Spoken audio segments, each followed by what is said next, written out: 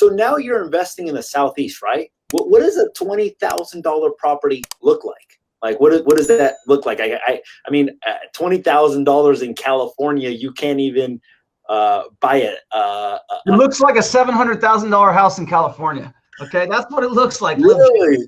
Yeah, like I know where you live in Los Angeles, right? North of Los Angeles, about 45 minutes from Los Angeles. Pretty close. Ventura.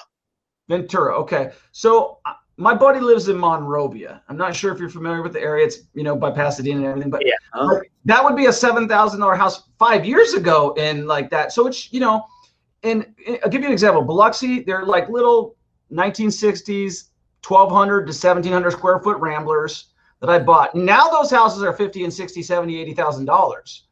But when I'm buying, here's how fast this market has changed though. I'm buying houses in Kansas City. I bought 80 houses in the last, or actually more than that.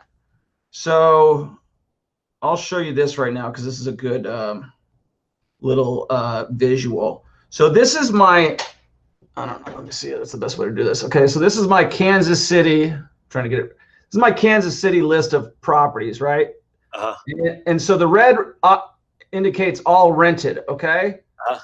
And then yellow is we're in the middle of working on it, and green it's available, right? So if you look at that list right here, and the number on it is 90 properties. There's a couple spaces in there. So let's say it's 82 or 3.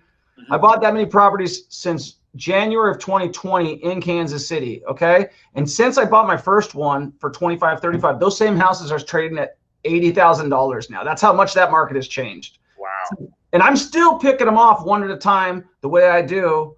So you can still do it if you're just a disciplined investor, but if you're like just chasing deals, you're not going to do it. But yeah, great market for that. I just think people need to get out of their backyard and try other markets because it's so hard, as you know, especially in California. If you're going to be an investor in California, I mean, you're going to be so like deterred by what it takes to get in. If you could go into another, and especially if you're living in California, you make good money and you have a good savings account.